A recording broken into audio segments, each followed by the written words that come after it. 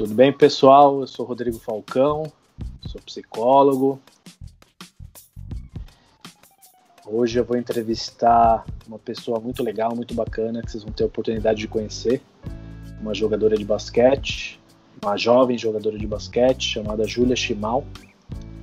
Está jogando na LBF hoje. Ela vai falar um pouquinho aí da trajetória dela dentro da modalidade. A gente vai bater um papo sobre várias questões aí, né? Inclusive sobre psicologia, que é o tema aqui do nosso canal. Ok? Então, Júlia, por favor, se apresenta aí pro pessoal, fala um pouco da sua trajetória, como é que você começou, de onde você veio, onde você está hoje, que acho que isso é importante as pessoas saberem. Primeiro, obrigado pelo convite, Falcão. Muito legal falar com gente que a gente gosta. Eu comecei a jogar na minha cidade, em Santa Catarina, nos projetos de basquete em escolas públicas. De lá eu fui selecionada para jogar pela minha cidade, pelo time nas competições estaduais. E aí eu fui para o ADC Bradesco, em Osasco, foi onde a gente teve contato. Fiquei lá dos 15 aos 19. Joguei meu primeiro ano de adulto no SESI em Araraquara e agora eu tô na LSB, uma equipe da Baixada Fluminense do Rio de Janeiro, na cidade de Mesquita. Interessante, então você começou desde pequena, né? Super jovem, enfim. Por que você escolheu o basquete? Tinha alguma referência na sua cidade, algo nesse sentido, ou foi aleatório? Foi pelo meu irmão. Meu irmão jogava futsal e aí acabou o futsal na escola. E aí ele começou a jogar basquete. E tudo que ele fazia, eu fazia também. Então eu fui junto, só que eu tinha 5 anos e ainda não podia praticar na escola. Então ele que era meu técnico, entre aspas. Assim, ele me passava lá em casa, na tabelinha do ranchinho, as coisas, até eu poder começar a jogar na escola.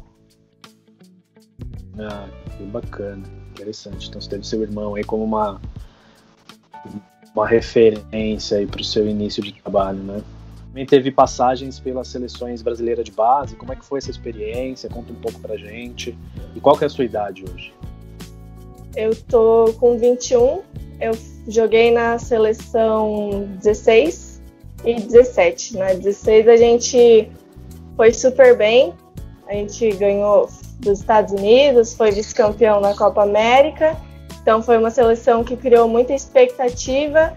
E no ano seguinte, no Mundial 17, a gente foi muito mal. E muito disso porque, apesar de ter se criado uma expectativa, não se deu a estrutura que precisava para manter. Foi achado que a gente ia levar no talento, e quando chegou no Mundial a gente teve pouco de tempo de preparação, e os jogos acabaram sendo bem ruins. E era uma seleção que tinha tudo para ser top 5 daquele Mundial e a gente acabou em 13º, um dos últimos lugares. Quando você fala estrutura, Júlia, o que exatamente você acha que faltou assim, para que conseguisse, né, uma visibilidade melhor, por exemplo?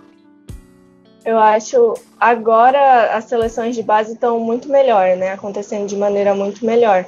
Mas na nossa época, por exemplo, a masculina ela tinha mais tempo de treinamento. Ela ficava em hotel, ela tinha mais que uma convocação e a gente foi convocada 15 dias antes da competição. A gente ficava no ginásio, treinando e viajava assim direto, não tinha um mês de preparação ou intervalos e períodos diferentes de preparação, isso não acontecia, mas é algo que já melhorou nos últimos anos aí. Tanto que o Brasil ficou muito tempo fora de campeonatos mundiais de base, então foi um dos fatos que fez a CBB mudar um pouco o tratamento. Como é que é para você jogar hoje numa modalidade que, infelizmente, não tem o mesmo prestígio do passado, né? Do ponto de vista de ídolos, enfim.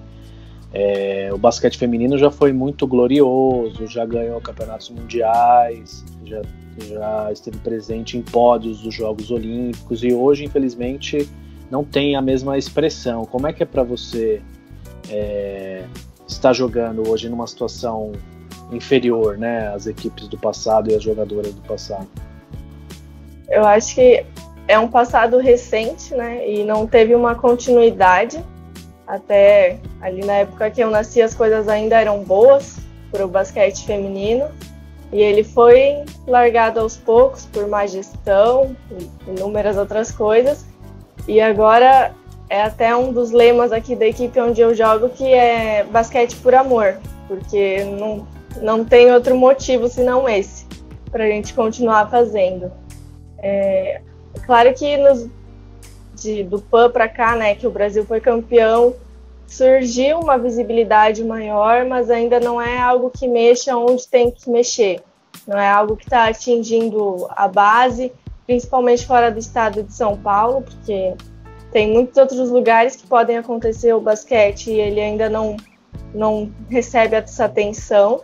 Infelizmente, né, a gente está vivendo uma pandemia, a gente está gravando esse vídeo agora no final de março, vou ficar registrado aqui para as pessoas que estão nos assistindo, e a gente está vivendo aí uma calamidade, né, digamos assim, na saúde, na política e tal.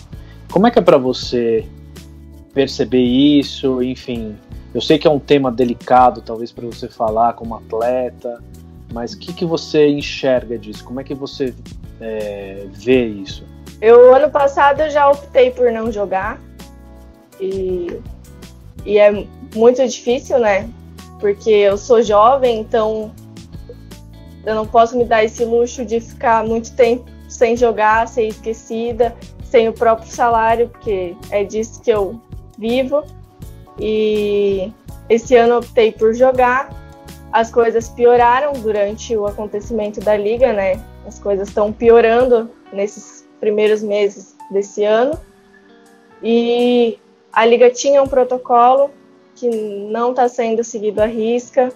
Então, as coisas estão bem complicadas. A gente vive com um sentimento de dualidade, porque a gente quer estar na quadra, a gente quer estar treinando, mas ao mesmo tempo, quando a gente chega em casa, vê o jornal, liga a TV, a gente sabe que não é para estar acontecendo, e isso é bem arriscado, é insensível da nossa parte também, querer achar que a gente é especial e manter nossos jogos enquanto tanta coisa está acontecendo. E, em geral, acho assim, o nosso time aqui, as meninas pegam um trem, elas andam de ônibus, elas vivem com os pais, com as mães, e isso é uma preocupação ainda maior. Nosso time faz o PCR, os exames, toda semana, assim, de 15 dias pelo menos. Só que não é o que está acontecendo em todo lugar. São Paulo está com restrição nesse momento, não era para as equipes estarem treinando e elas estão treinando. Então as coisas não estão acontecendo com o mínimo de segurança que elas deveriam acontecer.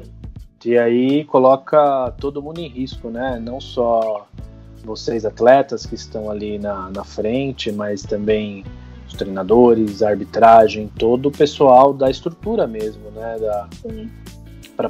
Para fazer acontecer os jogos, né? Uhum. Difícil, situação complicada. Como você disse, é uma dualidade ao mesmo tempo que você necessita, né? Porque é o seu trabalho, é a sua vocação, enfim, é daí que parte seu sustento. Você também teme por tudo, né? Por ficar doente, pelas pessoas que você gosta. É um momento bem delicado, realmente.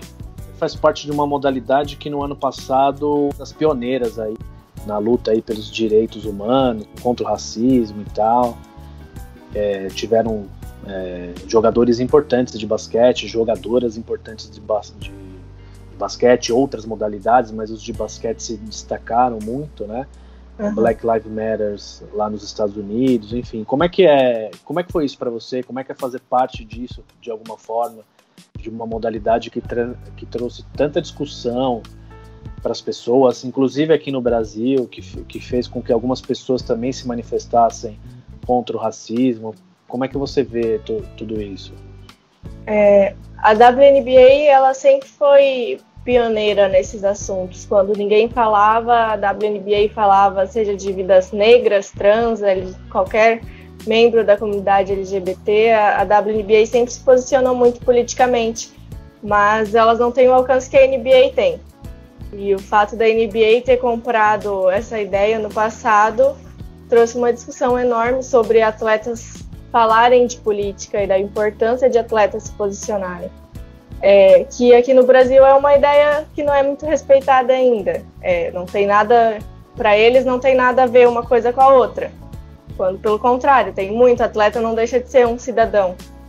E é importante porque também trouxe jogadoras brasileiras, como a Damires, que estava lá, ela viveu isso, e agora ela está trazendo isso para o Brasil também. Então já traz mais atletas brasileiros se posicionando. E é um momento que tem que ser visto com bastante carinho, e os atletas precisam comprar essa ideia juntos. Não adianta um ou outro se posicionar, que aí acaba tendo boicote, tendo não sei o quê. Como foi, todos a liga comprou a ideia junto e deu certo. Então é importante os atletas se juntarem nesse momento também. Sem dúvida, eu concordo com você. Até porque os atletas têm um alcance que talvez eles nem imaginem, né? No imaginário das pessoas, a influência positiva que os atletas podem exercer sobre os jovens, sobre, enfim, toda a comunidade, toda a sociedade, né? Então eu particularmente acho que o posicionamento dos atletas e o ativismo dos atletas é muito importante para as diversas causas, né? Não só de racismo, mas como você colocou bem, né? E, poxa, a gente vive num país super desigual, com muitos problemas sociais, né? E eu sinto falta, de verdade. Eu sei que tem vários atletas que se posicionam hoje, né? Do basquete, do vôlei, alguns do futebol, a maioria ex-atletas, né? Que se posicionam. Mas eu ainda sinto falta disso, né? Dessa discussão que a gente está tendo agora, desse tipo de falar sobre isso. As pessoas ainda têm receio, acho que têm medo, até porque a gente vive um momento político super complicado, né? Não é simples realmente falar desses assuntos. Faltam Sócrates. Faltam Sócrates, Casagrande, faltam Carol Solberg, faltam Júlia Chimal, né, nesse momento, faltam Damires, enfim, faltam muitas pessoas, Diogo Silva, enfim, tem muitos atletas aí que se posicionam, né? Ok. A gente teve um encontro, né, digamos assim, a gente trabalhou juntos aí durante um tempo, que para mim foi bem bacana ter conhecido você, ter trabalhado contigo, né, na base. Como você comentou no início da nossa conversa, eu te conheci lá com os seus 15 anos, né? A gente trabalhou junto aí uns 4, 5 anos, provavelmente, né? Um pouquinho menos, talvez. E você sempre foi uma menina que se destacava, né? Pelo seu foco, pela sua resiliência, né?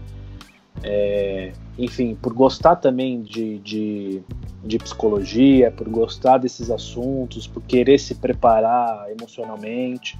Eu queria que você comentasse um pouco com quem está assistindo o quanto isso foi importante para você, inclusive porque você teve uma lesão, né, importante no seu joelho. Comenta um pouquinho aí com as pessoas um pouco da sua visão sobre essas questões e tal. Eu tenho uma visão em geral que o que um atleta pode ter de vantagem, usar a seu favor, ele tem que usar. Seja na alimentação, na psicologia, em qualquer dessas áreas extra-quadra. Então, a psicologia sempre me interessou muito, principalmente por conta da minha lesão.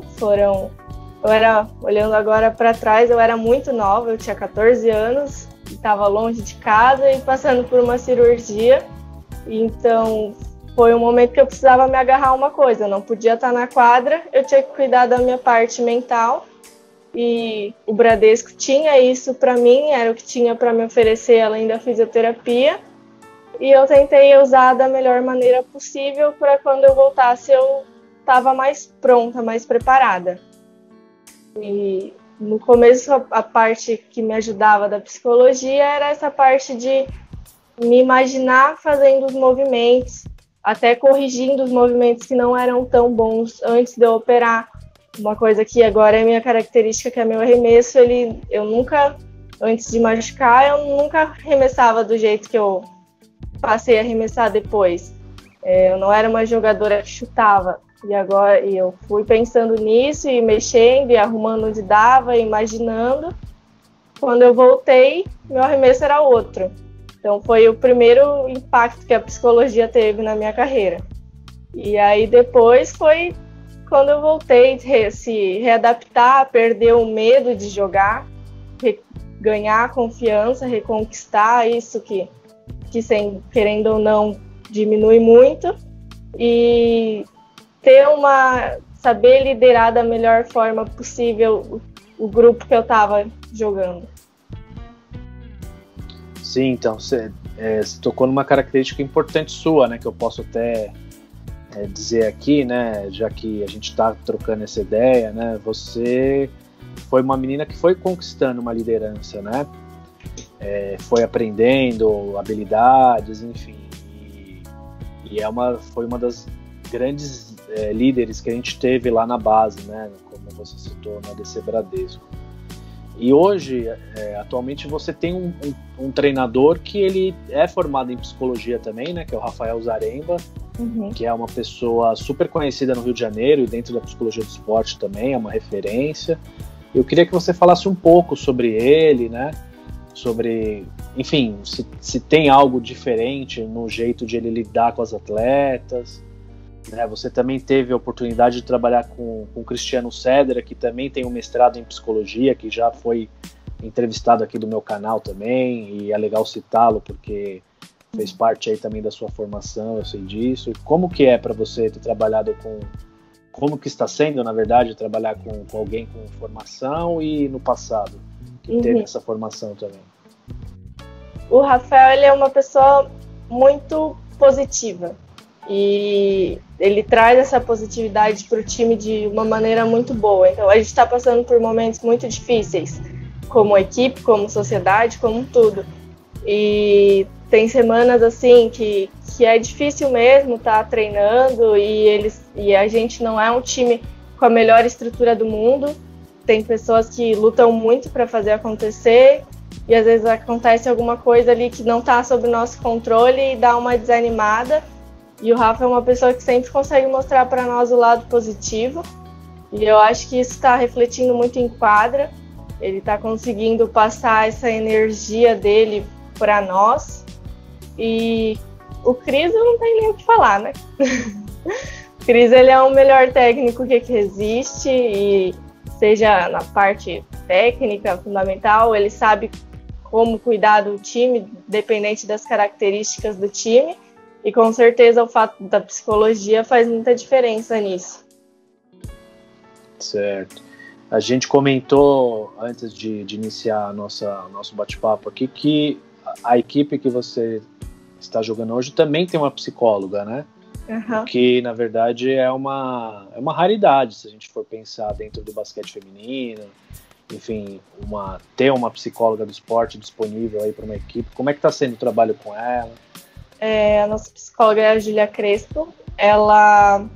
Eu acho que assim, tem algumas equipes do feminino que tem psicologia, mas não é uma psicóloga que acompanha o time, que sabe o que está acontecendo, que está junto. É alguém que vai lá de vez em quando e faz uma dinâmica. A Júlia, ela sempre está com a gente. A gente tem uma vez por semana uma hora específica com ela, mas ela sempre está ali para conversar, para ajudar. Ela manda bastante mensagem pelo WhatsApp para tentar entrar em um acordo com o time do que a gente quer, o que a gente precisa. Então, com certeza faz muita diferença. Eu acho que a psicologia precisa ganhar mais espaço no meio esportivo. Cada vez mais a psicologia precisa de espaço em geral e o meio esportivo segue essa lógica. Eu acho que os atletas, eles estão muito mais expostos hoje com as redes sociais do que eles estavam antes, e isso acaba gerando muito mais estresse, por isso é importante ter um acompanhamento. Sem dúvida, Júlia. Bom, sou suspeito para dizer, né, o quanto é importante a psicologia dentro do esporte, mas até pegando um gancho nessa sua fala, eu acho que inclusive o momento que a gente está vivendo aí de pandemia, ele gera naturalmente um estresse, uma ansiedade em todas as pessoas, né? E vocês que estão expostos expostos mesmo, literalmente, né, jogando, saindo de casa e tal, também geram estresse. Então, nada mais justo do que nesse momento ter um profissional para auxiliar vocês na saúde mental de alguma maneira, para ouvi-las, para escutar, enfim. Então, bacana, muito legal da parte do clube de vocês aí proporcionar isso para as atletas, né? Muito legal mesmo. Quais são os seus objetivos dentro da sua carreira? Eu sei que é uma pergunta muito ampla, né? Mas eu gosto de pensar sobre, né? Isso e de ouvir o que você deseja aí para o seu início de carreira, né? Você só tem 21 anos, tem uma carreira inteira aí pela frente, tantas coisas aí para realizar. O que você almeja aí para sua carreira? Eu acho que nesse momento, assim, estando aqui na LSB, o nosso objetivo, apesar de que muitos não acreditavam no começo, agora depois de 2 jogos os olhos já mudaram, é chegar nas finais da LBF. Eu acho que esse é o primeiro objetivo. A gente é um time muito jovem, acho que é o time com a média mais jovem do campeonato, mas a gente está mostrando o basquete necessário para isso. E a gente vai disputar a Liga Sul-Americana também, então a gente tem um objetivo muito grande de ser campeão da Liga Sul-Americana. E, em geral, individual, para mim, nossa, são vários, mas meu sonho desde pequenininha é jogar na Europa. Então, esse é um sonho que eu carrego comigo desde os 7 até hoje. E para isso eu sei que tem muita coisa para acontecer, mas continuamos treinando. Sim, é possível, Júlia. Né? É possível. Com certeza. Você tem condição para isso, sim. Os jogos são todos transmitidos online na TVN Sport e todos os domingos às 2 horas na TV Cultura. Faço os jogos. Às vezes não são os nossos, mas todo domingo tem a LBF na TV aberta. Isso é muito importante também. Sem dúvida. Muito legal, Júlia. Poxa, um prazer enorme aí ter batido um papo com você, né? Enfim, você sabe da minha admiração por você, da minha torcida por você, então tomara que você consiga aí conquistar os seus objetivos de curto prazo e aqueles de longo prazo também, tá certo? Obrigado aí por tudo, pela força. E aí vou deixar aí também, pessoal, com vocês o contato da Júlia, né? Vai fornecer, vou deixar nas descrições dos vídeos aqui os contatos dela para quem quiser conversar, saber um pouco mais da carreira dela, tá bom? Mais algum recado final, Júlia, você tem para dar pro pessoal? Não. De novo, obrigada, Falcão. Eu também tenho muita admiração por você, muita gratidão. Acho que você sempre me ajudou muito em momentos difíceis.